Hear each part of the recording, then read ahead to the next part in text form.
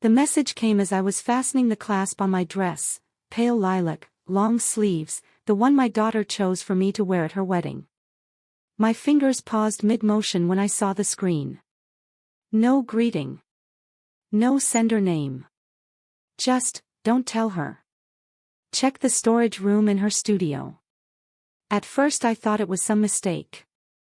Or a prank. But there was something about it, the timing, the stillness it left behind, that felt like a shiver along my spine. Downstairs, the kitchen hummed with quiet preparations. I could hear the caterer setting up, and my husband making small talk with someone's uncle. Everything looked beautiful. Controlled. I was supposed to be in the car already. Instead, I sat on the edge of the bed. My dress folded under me, the zipper unfinished. For a moment, I just stared at the phone. Katie's studio was a few blocks away. My daughter's best friend. Practically family. She'd done the flower arrangements herself. No reason to worry, I told myself. No reason to imagine something terrible.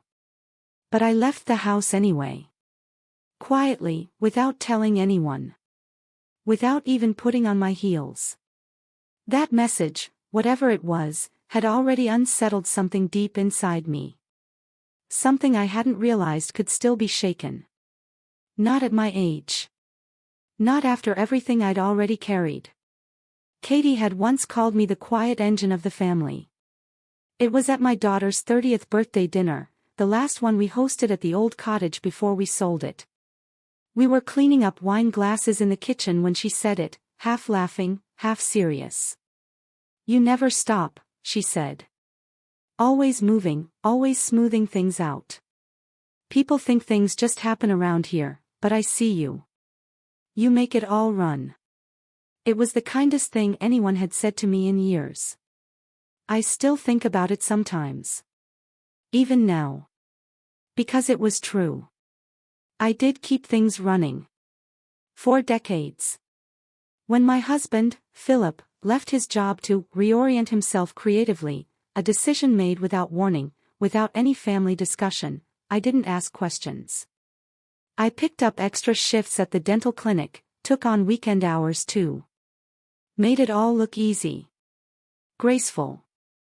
I never told him how I cried the first night he stayed out until dawn, coming home smelling of oil paint and red wine. I folded his laundry and made his favorite tea. I asked how the painting was coming. I supported. When our daughter left university for the second time, a toxic environment, she called it, I welcomed her back home with clean sheets and a roast chicken. I told her it was brave to protect her mental health.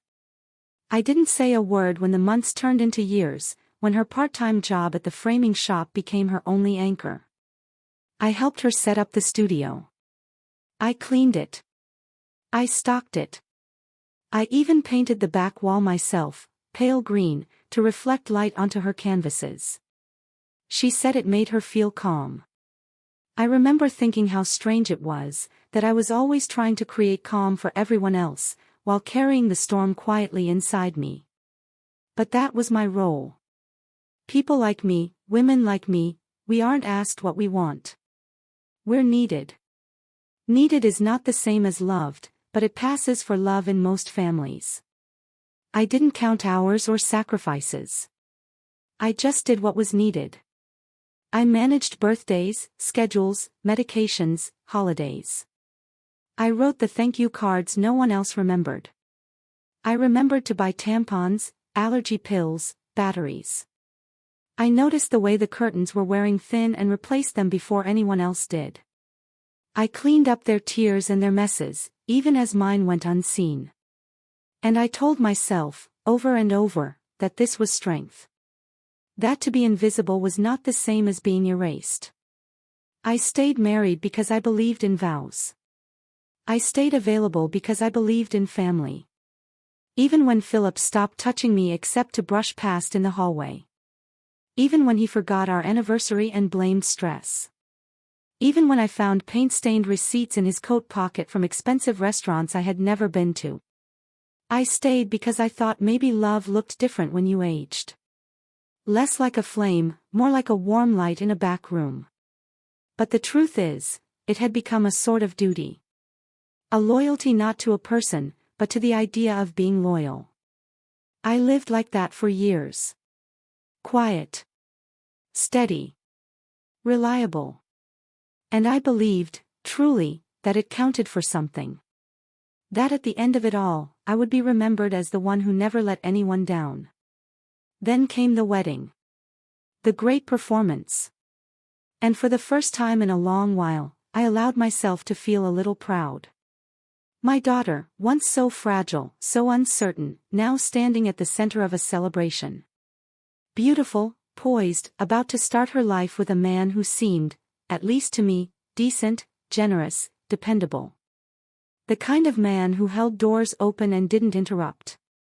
I'd helped plan every detail. The flowers. The music. The seating chart. She said she wanted a timeless feel, soft lights, neutral colors, no fuss. I agreed, though part of me longed for music, for color, for some mark of joy that didn't look like restraint. But it was her day. So I wore the dress she picked, nodded at the suggestions her planner made, and signed checks without asking too many questions. My husband, still painting, still moody and aloof, offered to write a speech but never did. He said he preferred spontaneity. He'd forgotten that he hated crowds.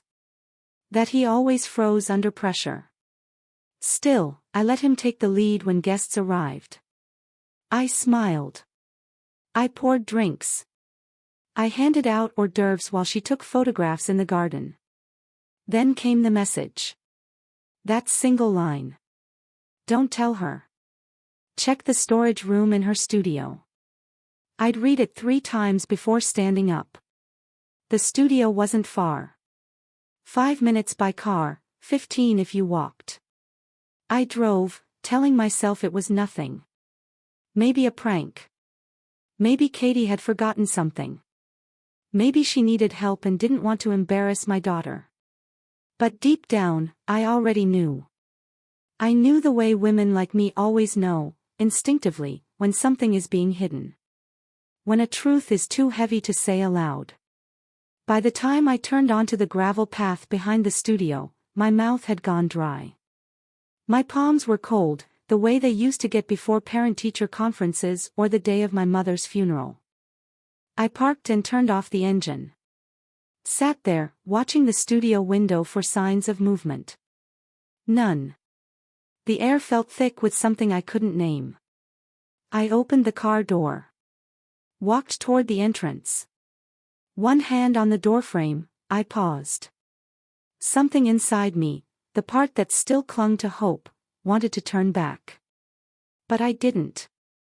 Because I knew that once I crossed the threshold, things would not go back to the way they were.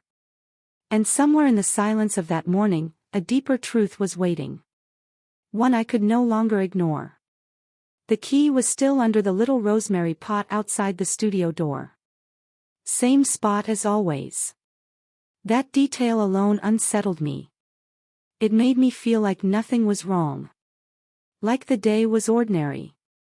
But the second I stepped inside, I knew it wasn't. It smelled off. Not bad exactly. But strange.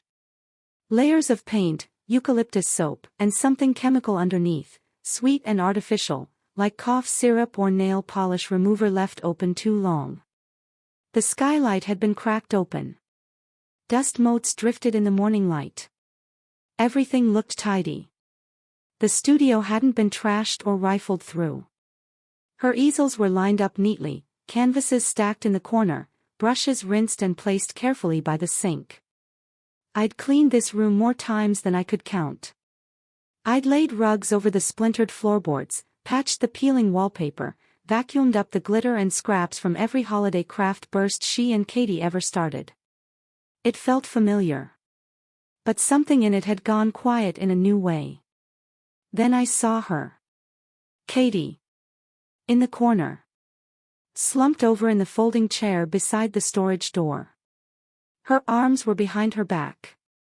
A belt tied around her wrists, loose but secure. Her head tilted down, chin nearly to chest. For a moment, I didn't know if she was breathing. I walked closer. I listened. Her chest rose and fell, slow, steady. Drugged.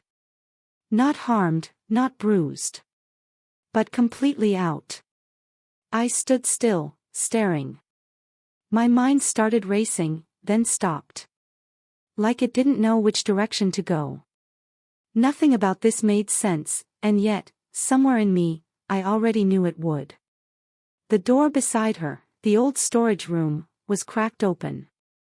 I stepped around her, careful not to touch anything. My hands had gone cold. I nudged the door gently. It swung inward. At first glance, it looked like someone had been filing taxes. Papers spread across the old desk, some folders open, some not. A laptop still running, the screensaver bouncing gently. There was even a coffee cup, half drunk. I stepped closer and read the first document. A marriage certificate. My daughter's name. But not Daniel's. Another man entirely. Different county, different date, 6 months ago. My stomach turned. I sat down in the chair, slowly. My legs weren't steady. There were more papers underneath. Bank statements. New account numbers I didn't recognize. Large deposits. Wire transfers. Joint ownerships. Then incorporation papers, a holding company registered 2 months back. The same surname as the other man. Behind those were photographs. I took my time with them. My daughter in white, smiling. A small outdoor ceremony. That same man beside her. They looked happy. Relaxed. No nerves, no formality. Katie was in the background of one shot, adjusting the veil. It wasn't a secret relationship. This had been planned. And Katie had been involved. I sat still for a long time. Not shocked. Not exactly betrayed. Just quiet. I thought I might cry. But I didn't. What I felt was closer to recognition. This was not an impulsive decision. Not a private affair waiting to be revealed. This was a strategy. It had been organized. Hidden. The real wedding had already taken place. The one I had helped plan, paid deposits for, agonized over, was something else entirely, a public performance, a useful cover. For what, I didn't yet know. But it didn't matter. I saw what I needed to see. I looked back at the documents. At the photos. I took in every detail. Then I reached for my purse and opened it. I gathered a handful of the papers, the marriage certificate, 2 of the bank statements, a few photos. I slid them into a folder I found nearby and placed it into my bag. There was a flash drive beside the laptop. Labeled only with a date. I took that, too. Katie hadn't moved. I didn't wake her. The room was quiet again. I could hear birds outside, a car engine, someone's footsteps on the sidewalk far away. It was almost peaceful. But I knew what I'd found. I wasn't confused. I wasn't hysterical.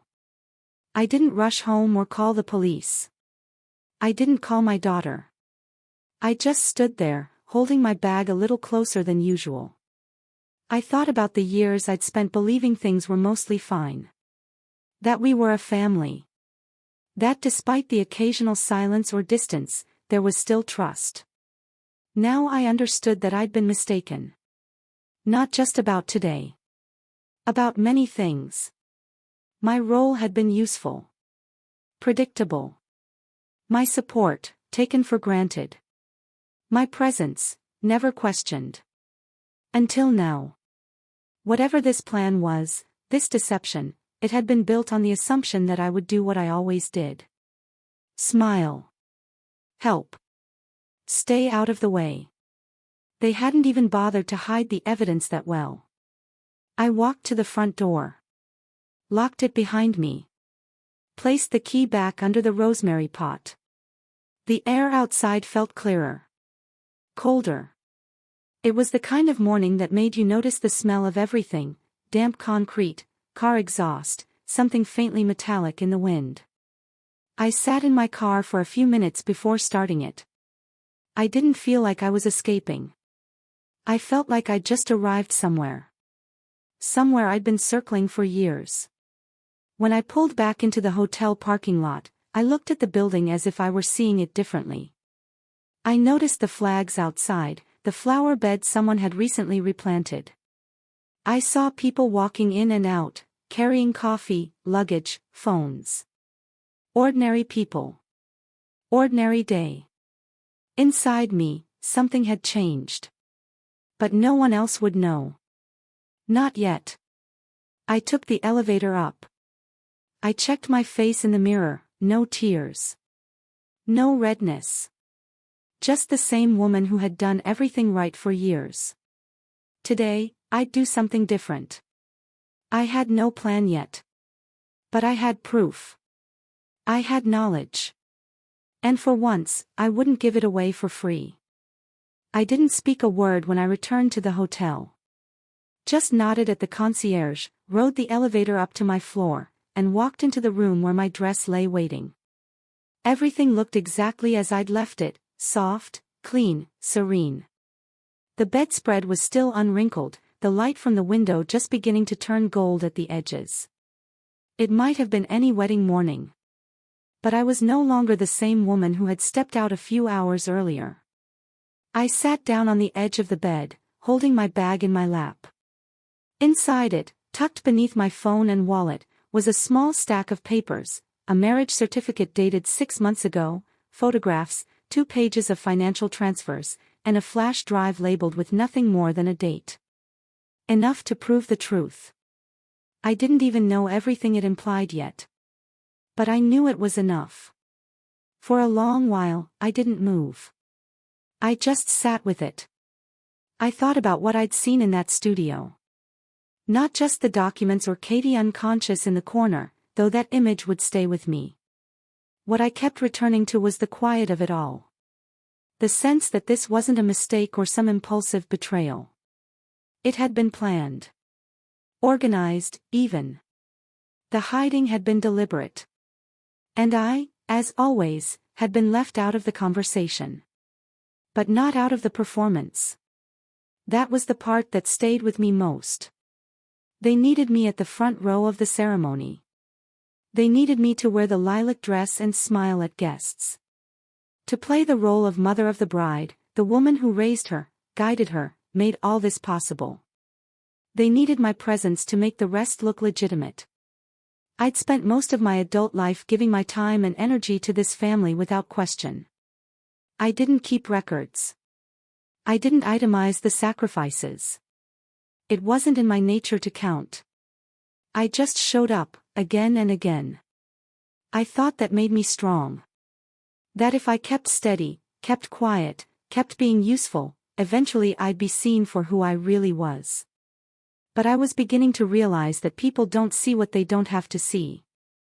They see what suits them. And my steadiness had become invisible. The room was quiet, the kind of quiet that lets you think clearly. And I needed clarity now, not outrage. Outrage is fast and useless. I'd seen women in my family rage before. My aunt, my mother. It left them empty and embarrassed. But when they moved with purpose, when they spoke in plain language and did what needed to be done, those were the moments that stayed with me. I unzipped my dress bag and got dressed slowly. The zipper stuck at the waist, and I had to turn awkwardly in the mirror to pull it up. My arms weren't as flexible as they used to be. But I managed. The dress still fit, still looked the part. I put on the shoes, touched up my lipstick, and fixed my hair. I didn't rush. I checked the folder once more before sliding it into my clutch. I didn't include everything. Just enough to make the truth unavoidable. I left the rest in the room safe, in case things took a turn I hadn't expected. Downstairs, the car service was already waiting. The driver opened the door for me with a polite smile and said the venue wasn't far. Just 10 minutes with traffic. He made small talk, which I answered politely. He asked if I was excited. I said I was looking forward to seeing my daughter. The venue was one of those carefully restored estates, white columns, trimmed hedges, glass doors shining in the afternoon sun. Everything outside looked calm, tasteful, composed. The kind of place that photographs beautifully. Guests were beginning to arrive when I stepped inside. Most of them were people I knew only in passing. Friends of my daughter's from school, co-workers of Daniel's, neighbors, cousins I hadn't seen since they were children. A few people smiled and complimented my dress. I smiled back, made polite remarks, found my seat near the front. I kept my bag on my lap. I watched the guests settle in. Watched my husband wandering near the bar, chatting with someone about the paintings in the foyer. He hadn't noticed I'd been gone all morning. Or if he had, he hadn't asked. The music started. Soft strings, predictable and pleasant. Then the officiant took his place at the altar. The groom, Daniel, joined him, buttoning his jacket nervously. He looked calm enough, but I saw the twitch in his mouth, the way his foot tapped now and then. Something was ticking in him. Then the doors opened. She stepped through slowly, her arm linked with her uncle's. She looked beautiful. That was the hardest part. Whatever else she'd done, she looked like herself.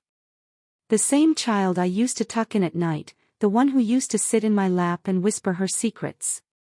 My daughter. Still and always. I watched her walk toward the altar as if nothing were wrong. As if the entire room wasn't built on a lie. The officiant welcomed everyone, gave the usual speech about love, commitment, and shared futures. I listened to all of it. Then he said the line I'd been waiting for. If anyone here has reason why these two should not be joined in marriage, speak now or forever hold your peace. I stood. Not abruptly. I didn't raise my voice. I didn't dramatize the moment. I simply stood, stepped forward, and handed the officiant the envelope from my bag. He took it, looking uncertain. He opened it slowly. I watched his eyes scan the documents inside. He looked up at me. Then at my daughter. He didn't speak. Neither did I. Instead, I stepped aside and took my seat again. That was all I came to do. There was a long pause. The kind that stretches when no one knows who's in charge. The officiant leaned toward Daniel and whispered something. Daniel's face went pale. The planner came forward. More whispers. A few guests began murmuring. My husband looked confused. My daughter's mouth moved slightly, but she didn't say anything out loud. Eventually, the officiant closed the folder and stepped back. We're going to take a short break, he said, trying to keep his voice steady. That was enough for me. I rose again, this time without needing to be seen. I left through the same doors I'd entered, walked down the steps into the garden, and kept going until I reached the road. My car was parked a block away. I got in and sat there for a moment before starting the engine. I didn't cry. I didn't feel vindicated. I wasn't even angry. Just clear. They had written a story without me. Assumed I'd perform my part the same as always. But I wasn't interested in the story anymore. I wasn't there to hold it together for them. Not this time. What happens next wasn't up to me. I'd done my part. I didn't go home right away. I drove across town to a small cafe I used to visit years ago. It was tucked between a bookstore and a tailor's shop, a place where the coffee was strong and the music stayed low. They hadn't updated the furniture since I was last there, Same wobbly tables, same chipped teacups, same polite young staff. I ordered a black coffee and sat in the corner, facing the window. I needed a few hours to myself. Not to think, it wasn't that kind of thinking, but to breathe. To come down from the high-stakes quiet of what I'd just done. I'd never interrupted a wedding before. Certainly never my daughter's. But it hadn't felt like a disruption. It had felt necessary. A line I needed to draw. They would spin it however they wanted, dramatic, bitter, embarrassing. Let them. What mattered to me was that I had finally stopped participating in their version of the truth. I had put the brakes on a machine I wasn't supposed to question. That decision changed something in me, and I wasn't going to waste it. Back at the house, my husband was already home. I heard the garage door open just after 6. I didn't call out. I waited. He came into the kitchen, where I was folding laundry at the counter, and leaned against the doorframe like he was afraid of being noticed. "Well," he said after a moment, "that was something." I folded a towel and placed it on the stack. It was overdue. "She's furious." I expected she would be. He ran a hand through his hair and crossed his arms. "You couldn't have waited. Let the ceremony finish and talk to her afterward." "No," I said. "I couldn't." "Why not?" I looked up then, not angry, not defensive, just steady. "Because that would have made me complicit. I would have stood there pretending, smiling, letting everyone believe something that wasn't true. And I've done enough pretending." He didn't answer right away. Just shifted his weight. "You embarrassed her." "She embarrassed herself." I just interrupted the applause. He opened his mouth like he wanted to argue. Then he closed it again. I waited. He turned and left the room. Not in a rage. Not in defeat. Just absence. That had always been his way. After he was gone, I picked up my phone. There were messages, of course. Several from my daughter, all unread. One from Daniel, short and strange, asking for a call, whenever you're ready. A few more from people who hadn't contacted me in months suddenly interested in what really happened. I deleted all of them. Then I opened my laptop and went to the flash drive. Plugged it in and opened the folder. Inside were records. Dozens of them. Bank statements going back almost a year. Property transfers, shell company names, photos of documents I recognized from the storage room. And then there was a video file. I clicked it. Katie appeared on the screen, sitting in the very same chair where I'd found her tied up. Her hair was pulled back, her voice was calm. She was reading from a printed page. "If you're watching this," she said, "something went wrong. I was supposed to deliver this to you in person, but I either lost the chance or was forced out." She took a breath. "I didn't know everything at first. It started with small things, her phone locked around me, quiet conversations with someone I never met, financial paperwork I wasn't supposed to see. When I finally pieced it together, I knew I had to show you. But she found out. And I'm sorry, I couldn't stop her." Katie looked straight into the camera. "She's not marrying Daniel. She already married someone else, quietly, 6 months ago. His name is Anthony Brandt. He's connected to an investment group that, well, it doesn't matter. What matters is the accounts. They've moved a significant amount of your husband's money. Your family's money. Some of it through Daniel's name. Most of it through the new company. I've uploaded everything here." She paused. "I loved her like a sister. I really did. But this isn't just a lie. It's theft. And you deserve to know." The video ended. I sat back, staring at the screen. Not surprised. Just tired. Katie had tried to tell me the truth, and they'd silenced her. Or tried to. I thought of her slumped in that chair, drugged. I thought of the quiet panic that must have crept in when she realized she was in over her head. I made 2 calls that night. The first was to a lawyer, one I knew my husband didn't. She was sharp, discreet, and not interested in drama. I told her I needed help freezing shared assets and securing legal records. She agreed to meet first thing Monday. The second call was to my bank. I asked for an appointment with a private advisor. Not the young man my husband usually dealt with, but the older woman who remembered when I used to come in to deposit birthday checks and save for the kitchen remodel. I trusted her to listen closely. Then I sat down with a pen and paper and began writing a list. Not an emotional one. Not a diary entry. Just a list of everything I needed to disentangle: joint accounts, insurance beneficiaries, property titles, wills. All the things I had signed over in trust. All the things I now wanted under my name, in my control, managed by someone who answered to me. The next morning, I changed the password on every digital account I had. I set up new security questions. I moved my personal savings into a separate bank.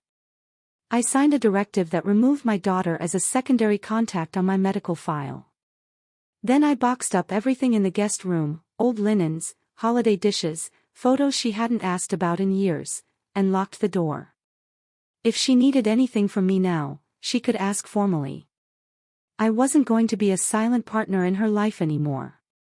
Later that week, I began writing a letter. Not to her. To myself. It wasn't for catharsis. It was a record. A plain account of what had happened. The choices I had made. The warnings I had ignored. The day I stepped out of the story they'd written for me. I included dates, names, copies of the documents from the flash drive.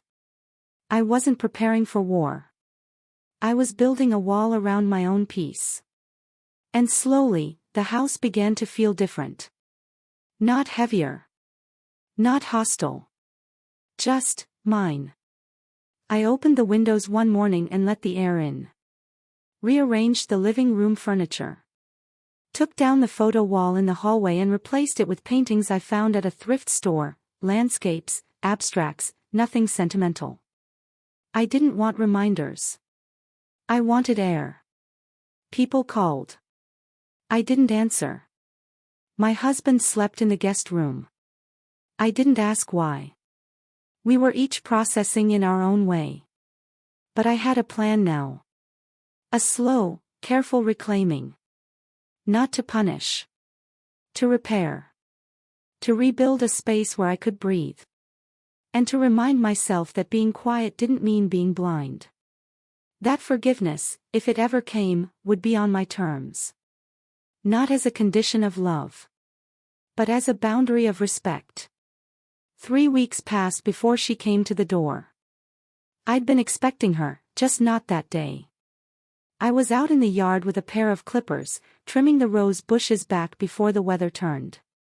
I had my gloves on, the thick ones that protect your wrists from thorns, and a metal bucket beside me filled with cuttings. I heard the car door before I saw her. The sound of it shutting, then heels on the walkway. Not rushing. Measured. She'd come prepared. I didn't stand up right away. I snipped 2 more branches, placed them in the bucket, and set the clippers down slowly. Then I turned. She stood at the edge of the driveway, arms folded, sunglasses still on, even though the day was overcast. "Mom." I pulled off one glove and held it in my hand. "You came. You haven't answered any of my messages." "I know. I've left voicemails, texts." "I know." We looked at each other for a long moment. She didn't take off the sunglasses. Her posture stayed tight, defensive. Her mouth was drawn into a hard line. She nodded once toward the house. "Can we talk inside?" "No," I said. "Out here is fine." She glanced around. "Really?" "Yes. She let out a breath like she was trying to be patient. Okay. She looked at the rose bushes, then down at the bucket of clippings. I guess you're keeping busy. I've always been busy, I said. You just never noticed. That landed, but she didn't respond to it. Instead, she stepped a little closer. Look, I know you're upset. What happened at the wedding? There was no wedding. Her jaw tightened. Fine. At the event. Call it what it was. A lie. She shook her head. It wasn't meant to hurt you. I smiled, not kindly. That's not how lies work. They don't need to be meant to hurt people. They just do. She took a step back and crossed her arms again. You humiliated me. No. You did that to yourself. I stopped a performance you shouldn't have started. Her lips parted like she was about to argue, then closed again. She looked down at the driveway, scuffed her shoe against a crack in the cement. I didn't think you'd react like that, she said finally. I thought if you found out, you'd just keep it quiet. Like you always do. That made me laugh, but not because it was funny. It was so plain, so honest, I couldn't help it. She looked up, confused. You thought I'd keep it quiet, I said. That I'd find out you married someone else, moved money around behind my back, staged a fake wedding, and I'd just nod and smile and go along with it. She didn't say anything. I suppose I trained you to think that, I added. That startled her. She blinked and looked up at me sharply. What do you mean? I mean, for years I taught you that I'd do anything to keep peace. That I'd swallow things whole rather than cause conflict. I didn't speak up when your father dismissed me in front of you. I didn't speak up when you skipped holidays or ignored messages. I made excuses. I carried everything quietly. I thought that made me a good mother. But really, it just made me convenient. Her mouth twitched. Not in anger. In something closer to unease. I'm not trying to fight, she said. I came because I wanted to. I don't know, clear the air. I looked at her. The air is clear. What you did, what you chose to hide, is clear. I'm not confused. She glanced over her shoulder, as if hoping a neighbor wasn't listening. This is getting out of hand, Mom. People are talking. They always do. She turned back to me, her voice sharper now. You think you've got the upper hand, but you don't. Daniel's lawyer is already working on statements. He's got contacts. This could get messy. I raised an eyebrow. Is that supposed to scare me? It's supposed to make you think. About what you're doing. About how far you're willing to take this. I folded my arms. What exactly do you think I'm doing? You've frozen the accounts. Yes. You've cut me off from the inheritance Dad left. It wasn't yours to begin with. She stepped forward, her voice rising. I am your daughter. No, I said, calmly. You're an adult woman who made deliberate decisions and didn't expect consequences. She stared at me. You had a wedding I wasn't supposed to know about, I continued. You redirected money I worked for and saved. You lied about who you were marrying. You used Katie as a decoy and then, what? Thought you could stage another version and no one would catch on. I didn't think it through. That's the first honest thing you've said. Silence stretched between us. She looked like she might cry, but she didn't. That wasn't her way. She didn't cry. She sharpened. I never thought you'd turn on me, she said. I haven't. I've just stopped handing myself over. She blinked hard. You used to be softer. I used to be naive. She turned and walked back toward her car, then stopped halfway.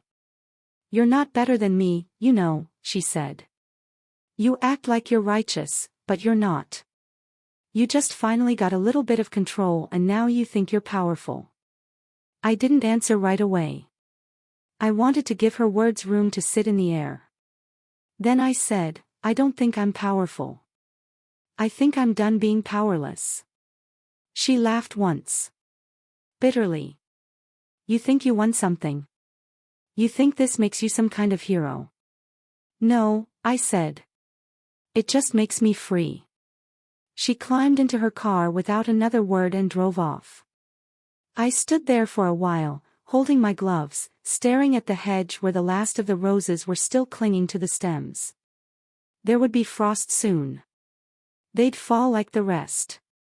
But for now, they held on. I picked up my clippers and kept working. The house is quiet now. It's a different kind of quiet than before. Not the hollow silence of being overlooked or tolerated, but something more chosen. More deliberate. The kind of quiet that lets you think clearly and move through your own space without explanation. Some mornings I wake before the sun, make a pot of tea, and sit by the back window with a blanket around my shoulders. The air feels different in August, still warm, but thinner. The cicadas have quieted, the roses have lost their bloom, and the breeze moves through the house like it belongs here. Sometimes I write in a little notebook I keep tucked in the kitchen drawer, just plain facts, small reflections, nothing dramatic. I've found it helps to keep a record of what's mine, even if I don't show it to anyone.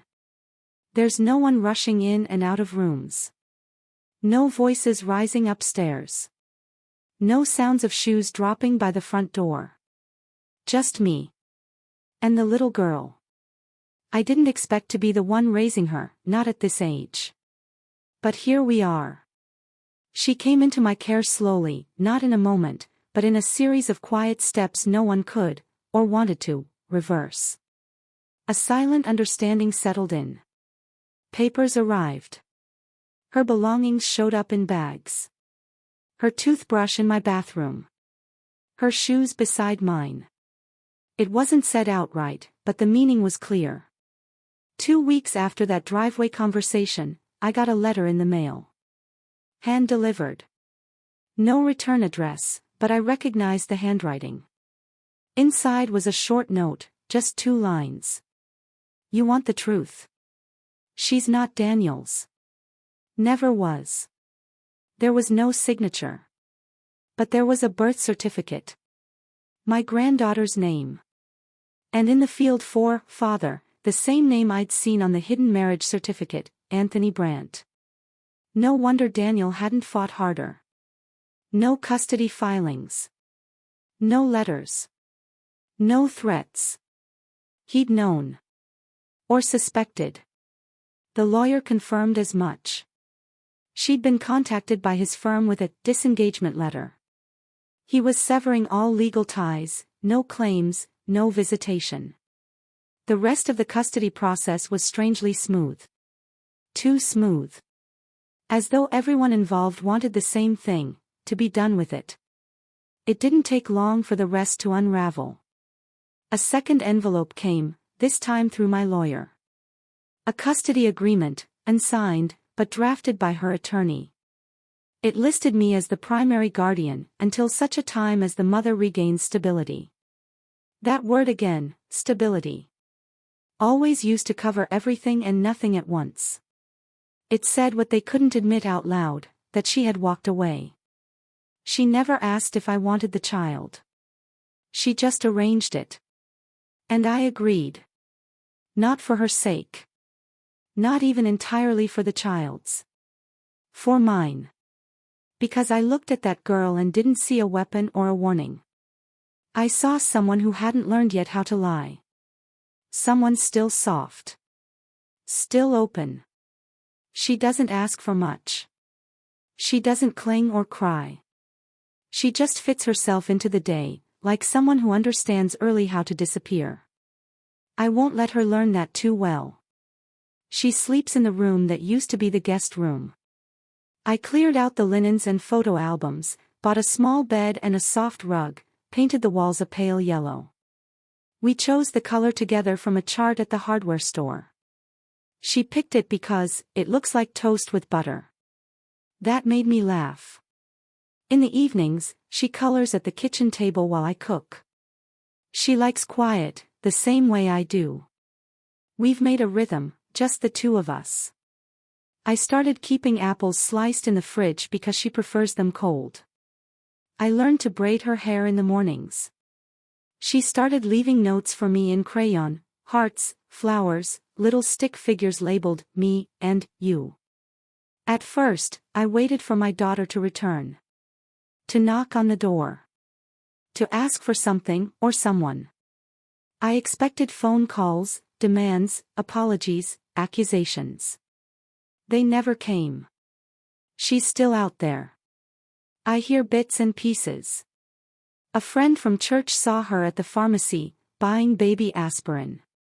Another woman mentioned she was living with someone new. But she hasn't written. Not once. At first that felt like another wound. Then it began to feel like permission. She had chosen her path. And I had chosen mine. I went through every document in the house, line by line. Closed accounts. Shifted titles. Updated my will. My name is on everything now. The child's guardianship is formalized. My attorney said I'd handled it with more clarity than most people half my age. That made me smile. Not for the praise. For the truth of it. I'd spent decades believing clarity had to come from someone else. That decisions should be deferred, smoothed over, avoided. I waited for others to tell me what was fair, what was appropriate, what was acceptable. Now, I decide. There's no drama in that. No great moment of triumph. Just a quiet, steady adjustment. I grocery shop once a week. The same cashier greets me by name. The child and I eat lunch on the patio when the weather is good. She likes tomatoes, sliced thin with salt. I've started growing herbs in the windowsill again. Basil, thyme, rosemary. It helps the house smell like something is always cooking, even when it isn't. Some nights, I sit on the porch with a glass of wine and a book I don't always finish. The street is quiet by then. The neighbors turn out their lights one by one. I let the silence arrive fully. I don't expect forgiveness. Not from her, and not for her. What I've found isn't reconciliation. It's something else. A kind of dignity. The kind that comes when you stop begging to be understood. When you stop waiting for other people to catch up to the truth you already know. I've stopped telling the story out loud. When people ask what happened, I just say, it wasn't what it looked like. And that's true. It never was. I think sometimes about the way we frame motherhood, as something endlessly giving, endlessly patient. But we don't talk about the cost. About how easy it is to become someone who's expected to carry everything but not feel anything. I carried her. Through childhood, through confusion, through every collapse she walked into. I carried the meals, the paperwork, the conversations she didn't want to have. But I won't carry the consequences anymore. I'm not angry. I'm not bitter. I'm not even sad, most days. What I am is finished. Finished with being quiet so others can be comfortable. Finished with being useful as a condition for being kept close. I still have the folder. The papers. The flash drive. I don't open it. I don't need to. It's enough to know it's there. A record. A line I drew and did not erase. Sometimes, when the child asks where her mother is, I say, she's finding her way. It's the kindest answer I can give. And it leaves room for the truth, whatever form it may take in the future. I don't know what kind of woman she'll grow into. My granddaughter. But she will grow up in a house where silence is not expected. Where being loved doesn't require erasing yourself. Where truth is not a threat. And that, more than anything, is what gives me peace. The kind of peace that can't be bought. Can't be negotiated. Can't be shared unless it's been earned. It took me a lifetime to learn it. But now, it's mine. And I won't give it back.